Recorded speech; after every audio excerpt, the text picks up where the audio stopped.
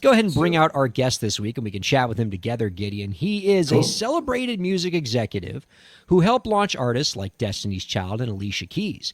Today, among other roles, he is the co-founder of the Black American Music Association, who in June will be holding its inaugural ICE Medal of Honor celebration, paying tribute to the legends within black music.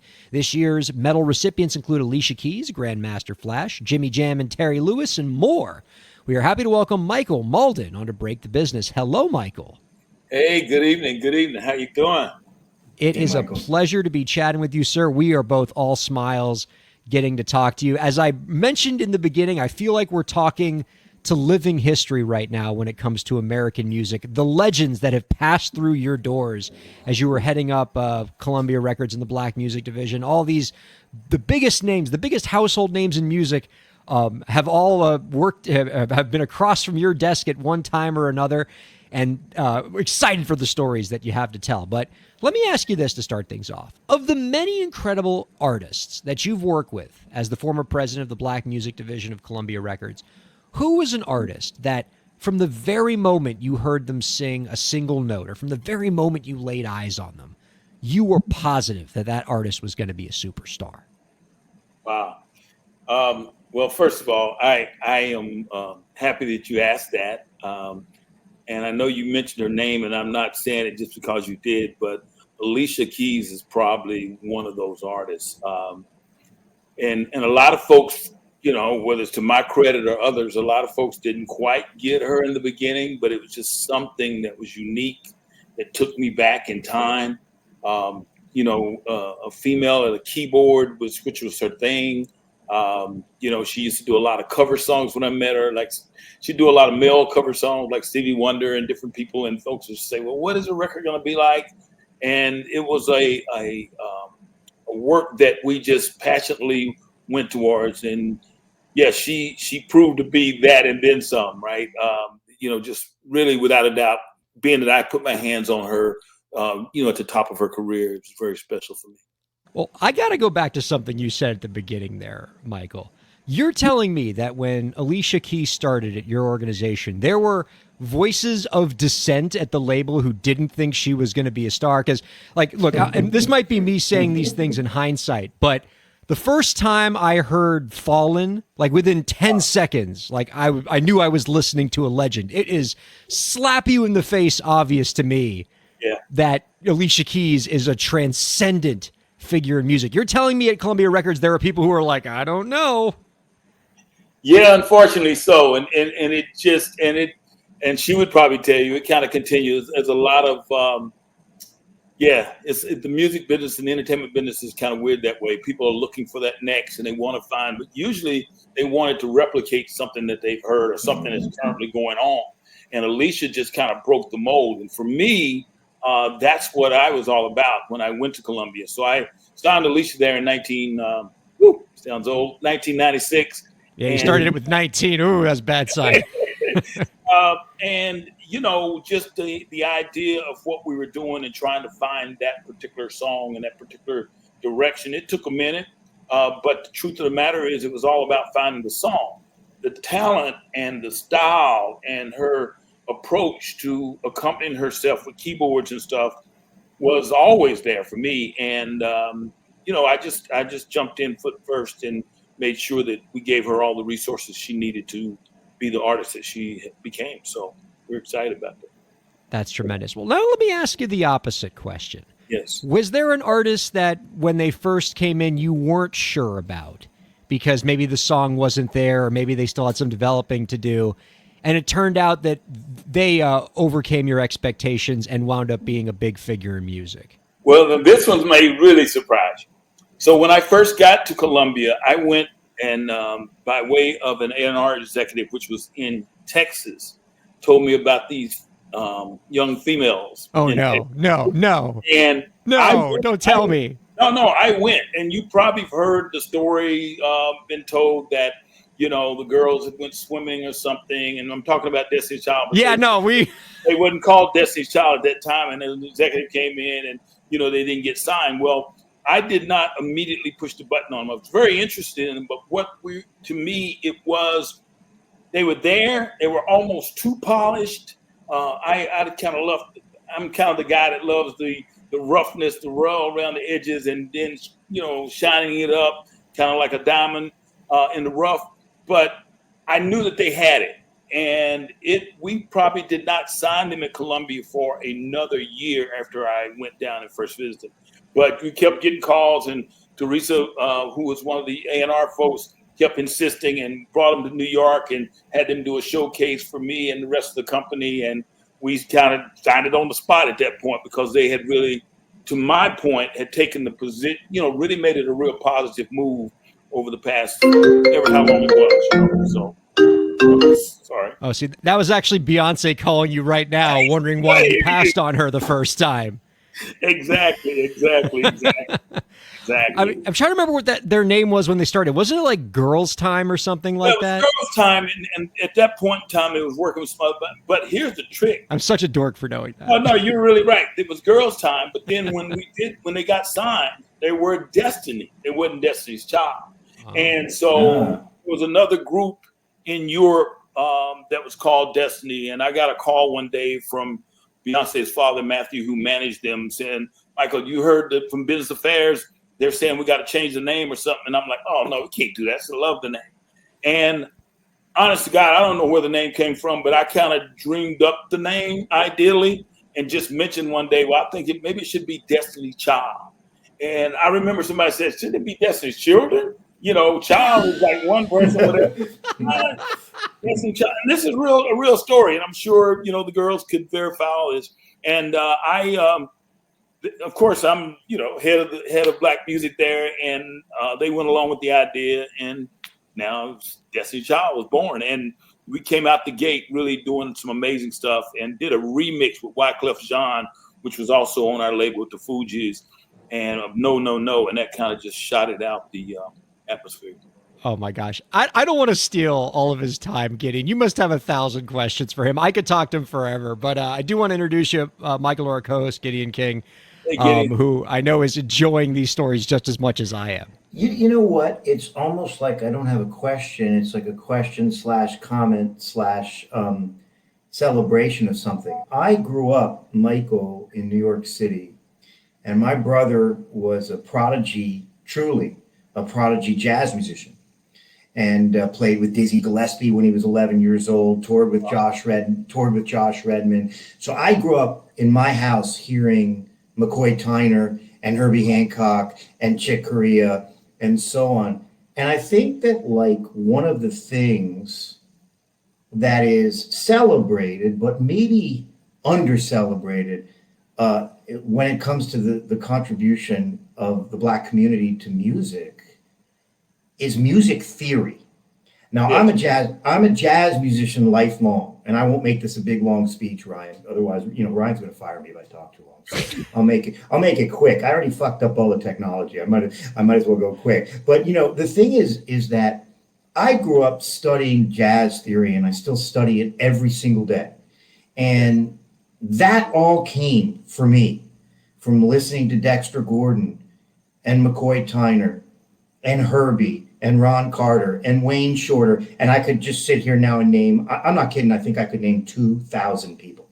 And so, we think about Alicia Keys, and we think about Prince, and we think about, but for me, and I'm just sharing this with you and Ryan and anybody who's not asleep with me talking here, for me, my tie to those folks is insanely strong.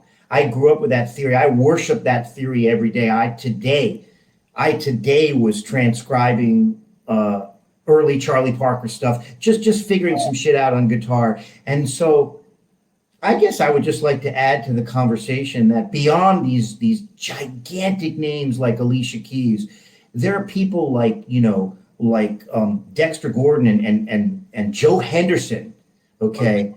That inform everything that Her does today, that Prince did. Trust me, when Alicia Keys lays out a G major 7, a G major 9, okay, that's coming from those folks. That's coming from John Coltrane. Yeah. And so I'm only bringing it up because I think it's important. Yeah. And because I think that intellectual contribution to the very blood and guts of every freaking song we hear is wildly important. I mean, it's like biochemistry to being a doctor. Yeah. No doubt about it. First of all, I appreciate it. I had no idea, with you coming on, I saw your name earlier. But, kudos to your involvement and your family and all.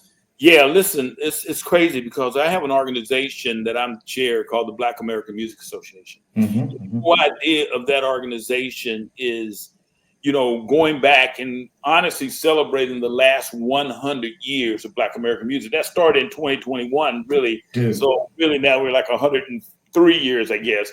But the truth of the matter is, if you go back to 1921 and the whole Harlem Renaissance era, and you go and you move that forward and you look, I mean, there was a record label in New York called Black Swan.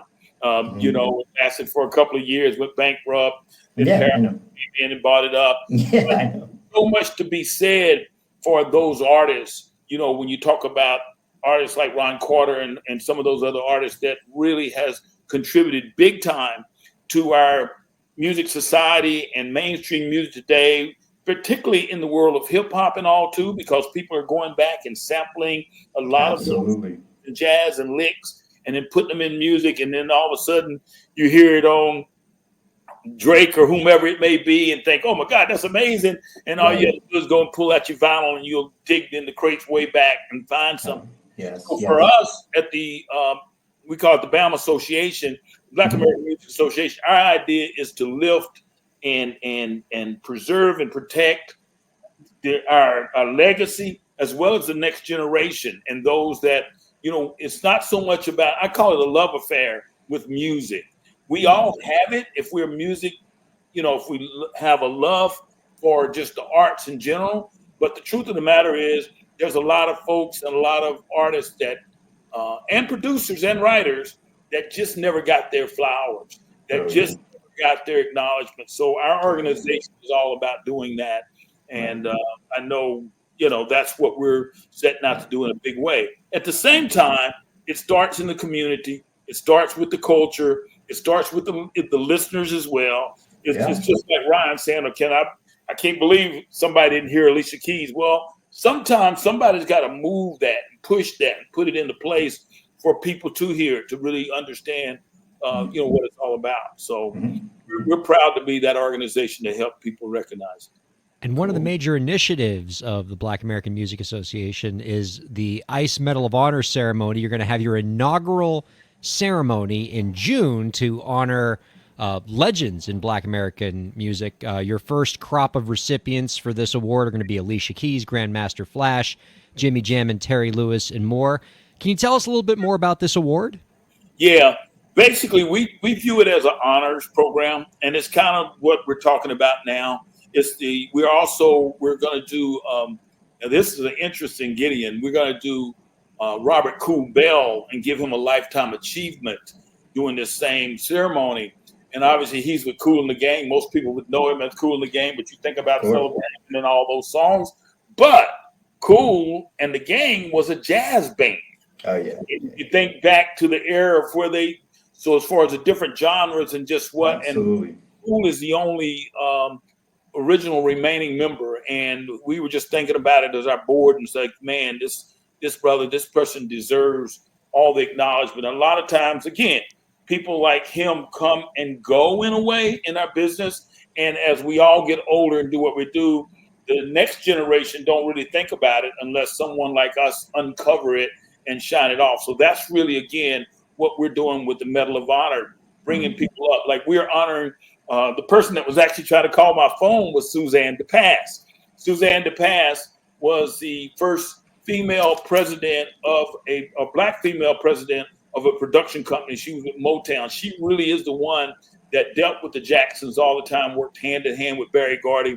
So we are also acknowledging and honoring her with a Trailblazer Award because she broke the way for a lot of not just blacks, but also just a lot of females in general way back in the day. So our acknowledgement is both folks that did records and did production, but also those that work behind the scene to really make a difference.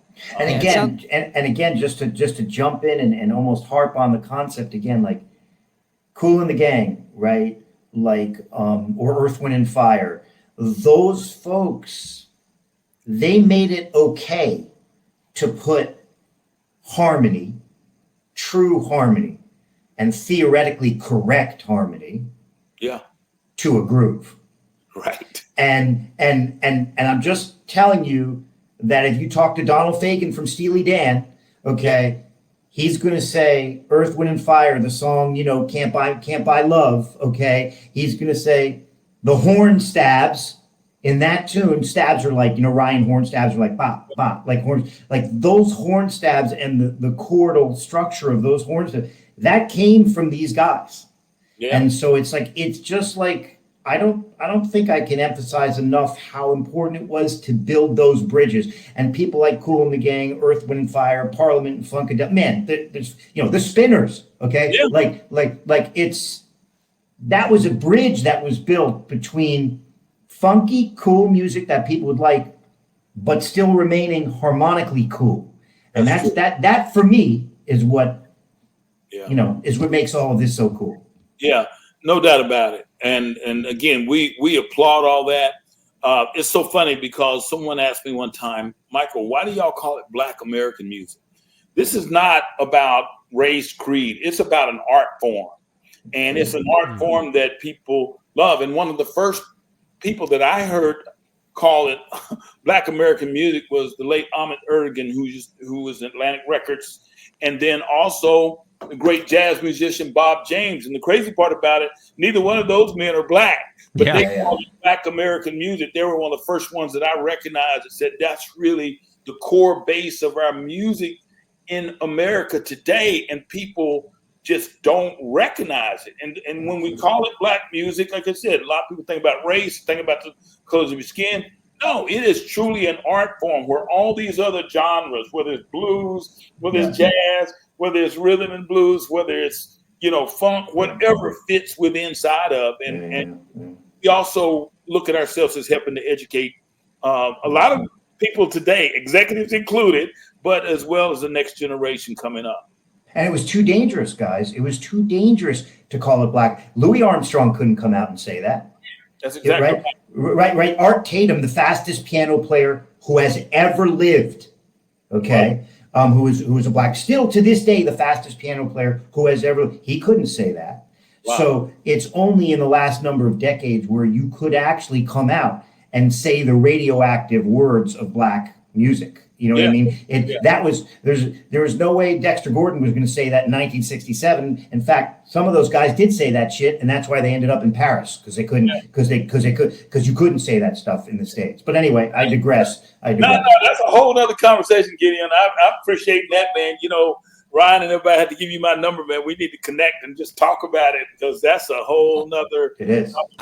I would actually like to get your perspective on that, Michael, just in the time that you've been an executive. So certainly not going back to the very beginning of Black American music, but just in your time, can you talk about how much the industry has changed culturally, how black artists have been treated since when you started and since today? Because I remember in my lifetime, and, I'm not, that old, MTV didn't play black artists for a while. It took them a couple years before they even played like a black hip hop artist on that. And that was MTV, that was the 80s. So can you just reflect on how far things have come just in the time that you've been working in the industry? Yeah. Well, I've been in the industry a good little while. But to your point, all of that is real. I mean, MTV's first real black artist that they played, MTV. Now, and I'm just not knocking anybody, was Michael Jackson when he did the whole Beat It thing. If y'all remember, that was in 84, 83. And if I remember correctly, CBS Records had to squeeze MTV pretty hard to play Michael Jackson. They told MTV, if you don't play Michael Jackson, you can't play any CBS artists. And that caused it to finally move forward. That's exactly right. And it's crazy that, then I came along and worked at CBS and all, or not CBS, but basically Columbia Records and that Sony movement, which was all part of the same. And then I also managed and found a young artist, when you talk about hip hop, called Arrested Development. Arrested Development was the first hip hop band to really get played significantly on MTV with a song called Tennessee, which just happened to be a Prince sample that we put in there. But that wasn't until 1992. And so it was just to Gideon's point. It's a deep conversation because there were struggles even to this day in music, in the music companies, about quote unquote black music. Is it black music or is it urban music? Exactly. Right. And really the whole urban thing is a promotional driven property, which was about how to get records played on the radio, and depending on certain markets and where they were at, and and who was going to take the record into the radio station, and as crazy as all that sounds, we like to think that we're progressing as a country and as what we do, but to be honest with you, there are still those loopholes that exist that makes it a little difficult to just, be open with everything. So to Gideon's point, a lot of artists back in the 50s and 60s. Now, there was one artist particularly, James Brown, who really pushed the envelope hard. He caught a lot of flack with it, but, said loud, I'm black and I'm proud. I mean, he really pushed the fact of, which brought in to some degree a racial push, but the truth be told, he was just speaking loud as a man for who he was and saying, accept me for how I am, accept my records for how they are. But I just think that, the late Tony Bennett used to talk about it all the time, and he was at Columbia Records, and, I had a chance to know him and spend time with him, and he used to talk about how great this music was, but how hard it was for artists to fully represent themselves. And getting to your point, sometimes it was easier for Tony to talk about Black American music and it being Black artists and having these different musicians and stuff around him than it would be the artists themselves. And I do think that, that obviously has loosened up a lot as far as what it is. I think hip hop has really influenced a lot as far as getting the young folks involved. But my problem with that is that the young folks are not educated on what we're talking about right now.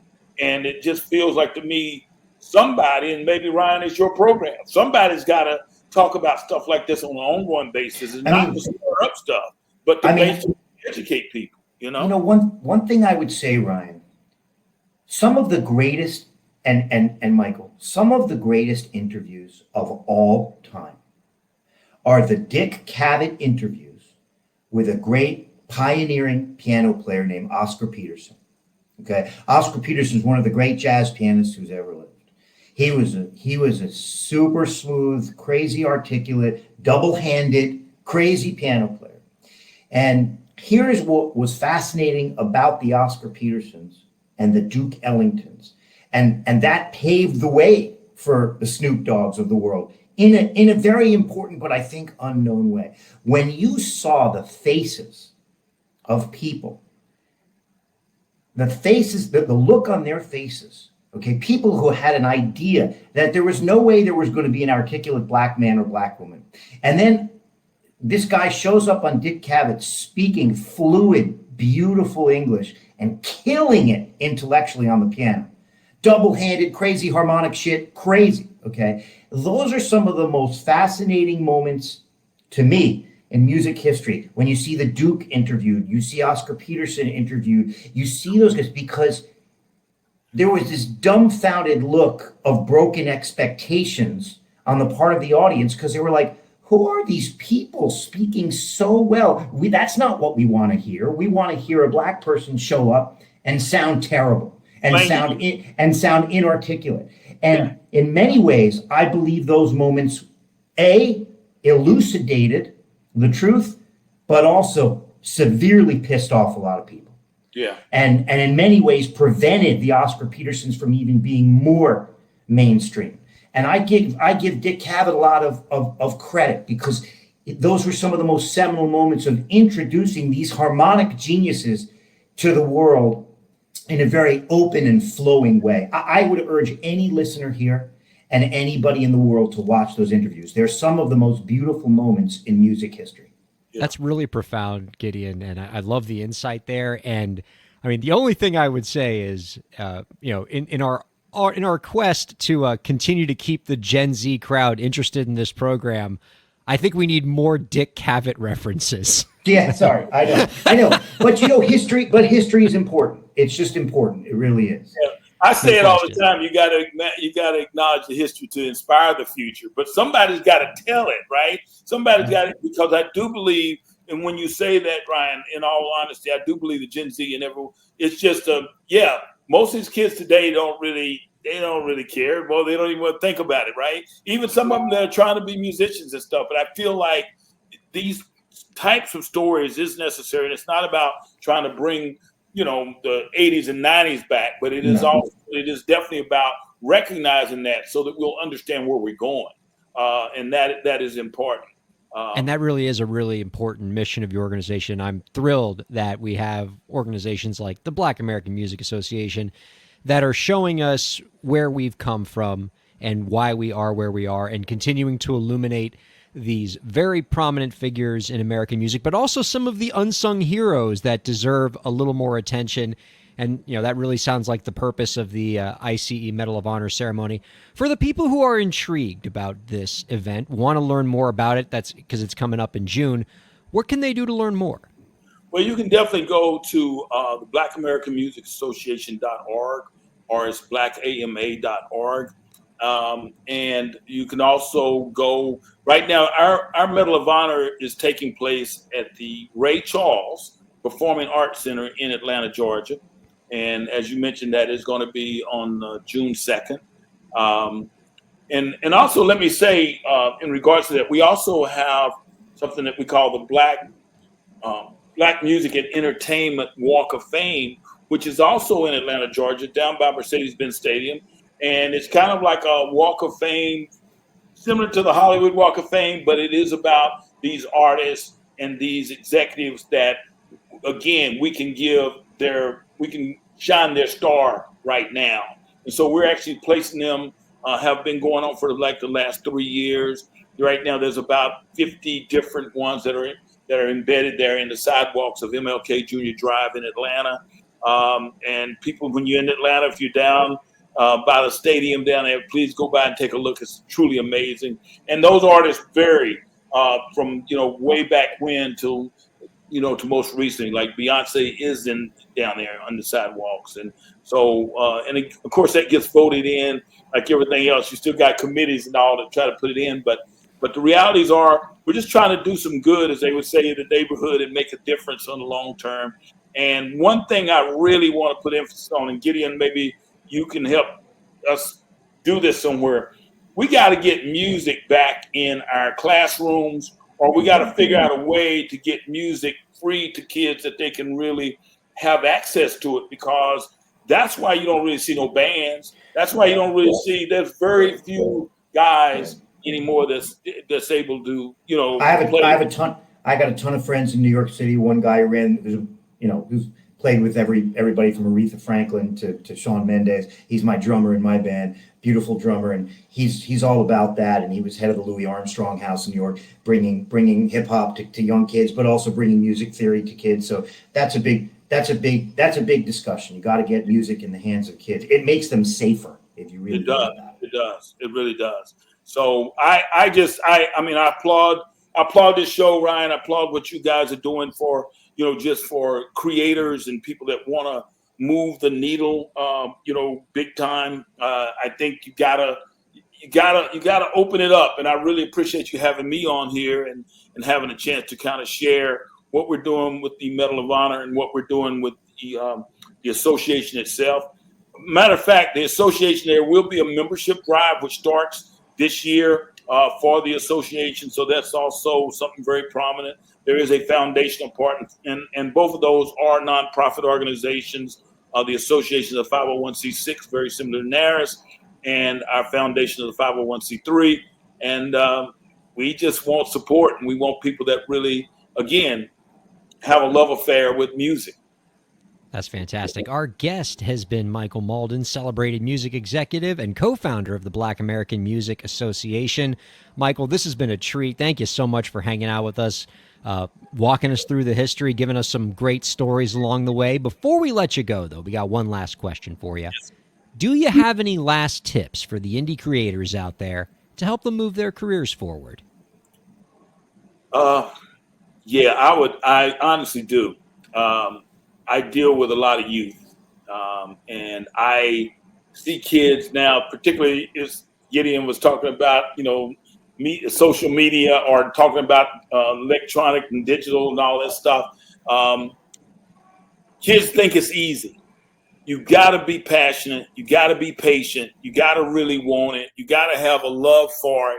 Don't just try to run out and make a bunch of money. You can probably get to that, but you first and foremost, you got to have passion. And I would just say, if you have interest, and that's not just music, that's anything as relates to art and the creative side of it. I just believe that putting in the work, rolling up the sleeves, and sticking with it is the best thing that I can tell you. Rehearse is hard, practice is hard, do whatever you can do, as hard as it is when you up in front of an audience trying to show and tell from that standpoint. Always put your best foot forward, and you'll keep moving in the right direction. That's what I've done with my career, and I suggest it for a lot of folks that I've guided and helped guide through their careers well, and it seems to be working pretty good. Seems to be working out for you and the artists that you've helped along the way. Michael, thank you so much for joining us this week. We're going to take a 2-minute break, and I'll come back with Gideon King to talk more about some stories this week. Don't go anywhere. Keep checking out Break the Business.